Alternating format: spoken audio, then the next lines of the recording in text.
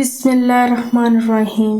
ایک بادشاہ کا دربار لگا ہوا تھا۔ چونکہ سردی کا دن تھا اس لیے بادشاہ کا دربار کھلے میدان میں لگا تھا۔ سب عام و خاص صبح کی دھوپ میں بیٹھے تھے۔ بادشاہ کے تخت کے سامنے ایک میز تھی اور اس پر کچھ قیمتی اشیاء رکھی ہوئی تھی۔ وزیر، مشیر اور امراء وغیرہ سب بادشاہ کے دربار میں بیٹھے تھے۔ بادشاہ کے خاندان کے دیگر افراد بھی وہاں موجود تھے۔ اس وقت ایک شخص آیا اور دربار میں داخلے کی اجازت چاہی۔ اجازت مل گئی تو اس نے کہا، میرے پاس 2 اشیاء ہیں۔ میں ہر ملک کے بادشاہ کے پاس گیا ہوں اور اپنی اشیاء کو بادشاہ کے سامنے رکھتا ہوں اور کوئی فرق جان نہیں پاتا۔ تمام ہار چکے ہیں اور میں ہمیشہ کامیاب و کامران ہو کر لوٹتا ہوں۔ اب آپ کے ملک میں آیا ہوں۔ بادشاہ نے کہا کہ کیا اشیاء ہیں؟ اس نے دونوں اشیاء بادشاہ کے سامنے میز پر رکھ دی۔ وہ دونوں اشیاء دیکھنے میں بالکل ایک جیسی، جسامت یکساں، رنگ یکساں چمک، گویا دونوں اشیاء ایک دوسرے کی نقل محسوس ہوتی تھی۔ بادشاہ نے کہا، یہ دونوں اشیاء تو بالکل ایک جیسی ہیں۔ تو اس شخص نے کہا، جی ہاں،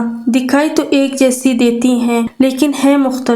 ان میں سے ایک ہیرا اور ایک شیشہ ہے۔ بظاہر یہ دونوں ایک سے ہیں۔ کوئی آج تک یہ نہیں جان سکا کہ کون سا ہیرا ہے اور کون سا شیشہ ہے۔ کوئی جان کر بتائے کہ ان میں سے ہیرا کون سا ہے اور کون سا شیشہ۔ اگر کوئی صحیح پہچان گیا اور میں ہار گیا تو یہ قیمتی ہیرا آپ کا ہو جائے گا، لیکن شرط یہ ہے کہ اگر کوئی پہچان نہیں پایا تو اس ہیرے کی جو قیمت ہے تو اتنی رقم آپ کو مجھے بطور انعام دینی ہوگی۔ اسی طرح میں کئی ممالک سے جیت کر آیا ہوں۔ بادشاہ نے کہا، میں تو پہچان نہیں سکتا۔ وزیر و مشیر بولے، ہم بھی نہیں جان سکتے کیونکہ یہ دونوں بالکل ایک جیسے ہیں۔ سب کو گمان تھا کہ اب تو شکست ہی مقدر ہے، لیکن شکست پر انعام کا مسئلہ بھی نہیں تھا کیونکہ بادشاہ کے پاس دولت بہت تھی۔ بادشاہ کی عزت کا مسئلہ تھا کیونکہ تمام عالم میں یہ مشہور تھا کہ بادشاہ اور اس کی رعایا بہت ذہین ہے اور اس طرح ان کی بےعزتی ہوتی۔ کوئی بھی شخص پہچان نہیں پا رہا تھا۔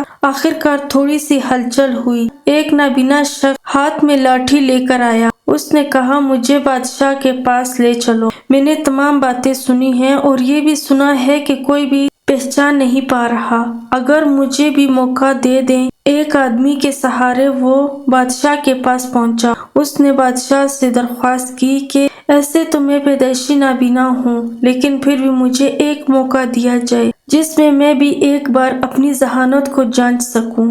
ہو سکتا ہے کہ کامیاب ہو جاؤں اور اگر کامیاب نہ بھی ہو سکا تو ویسے بھی تو آپ ہارے ہوئے ہیں۔ بادشاہ کو محسوس ہوا کہ اس سے موقع دینے میں کوئی حرج نہیں۔ بادشاہ نے کہا، ٹھیک ہے۔ اس نابینا شخص کو دونوں چیزیں چھونے کے لیے دے دی گئی اور پوچھا گیا، اس میں کون سا ہیرا ہے اور کون سا شیشہ؟ یہی آپ کو معلوم کرنا ہے۔ اس آدمی نے ایک لمحے میں کہہ دیا کہ یہ ہیرا ہے اور یہ شیشہ۔ جو آدمی اتنی جگہوں سے جیت کر آیا تھا وہ حیران ہو گیا اور کہا، ٹھیک ہے، آپ نے صحیح پہچانا، آپ کو مبارک ہو۔ اپنے وعدے کے مطابق اب یہ ہیرا بادشاہ کا ہوا۔ تمام لوگ حیران ہوئے کہ ایک نابینا شخص نے کیسے جان لیا کہ اصل ہیرا کون سا ہے، اور سب نے یہی سوال اس نابینا شخص سے کیا۔